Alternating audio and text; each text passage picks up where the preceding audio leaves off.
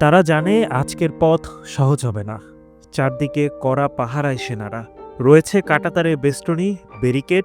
ঢুকতে পারলেই মিলবে ইবাদতের সুযোগ, কিন্তু তার জন্য চাই বুকভরা সাহস। তবুও তারা পিছু পা হয়নি। দলে দলে মানুষ ছুটে এসেছিল আল আকসার পথে। এটি কোনো যুদ্ধক্ষেত্র নয়, এটি ফিলিস্তিনিদের ইমানের দৃঢ়তা। সব ভয়ভীতি নিপীড়ন উপেক্ষা করে আল আকসায় সমবেত হয়েছিলেন 2 লাখেরও বেশি মানুষ। এ যেন এক নীরব বিপ্লব। আল আকসার দরজার সামনে গর্জে উঠল লাখো মানুষের কণ্ঠস্বর, আল্লাহু আকবার।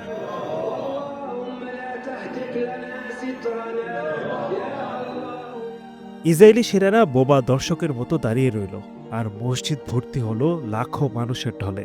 আল আকসার প্রাঙ্গণ ভরে গিয়েছিল 2 লাখেরও বেশি ফিলিস্তিনির ইবাদতে।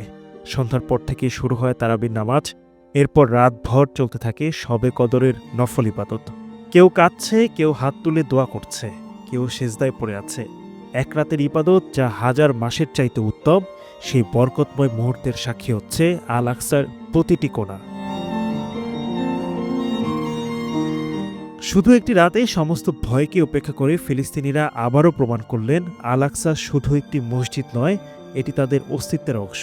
যতবার এই অস্তিত্ব মুছে ফেলার চেষ্টা হয়েছে, ততবারই তারা ফিরে এসেছে আরও শক্তিশালী হয়ে।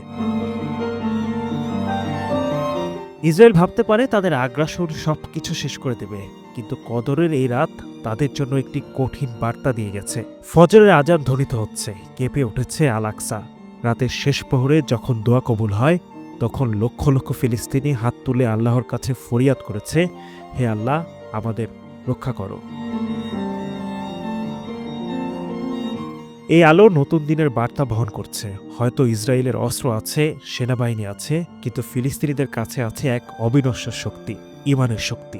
সবকিছুর জবাব ফিলিস্তিনিরা দিচ্ছেন আল্লাহর দরবারে প্রার্থনা করে। অস্ত্রের চেয়ে শক্তিশালী যে ইমান, তার প্রমাণ মিলল আজ আবারও। শবে কদরের এই রাতে আল আকসার আকাশ সাক্ষী হয়ে রইল তাদের অবিনাশী প্রতিজ্ঞার।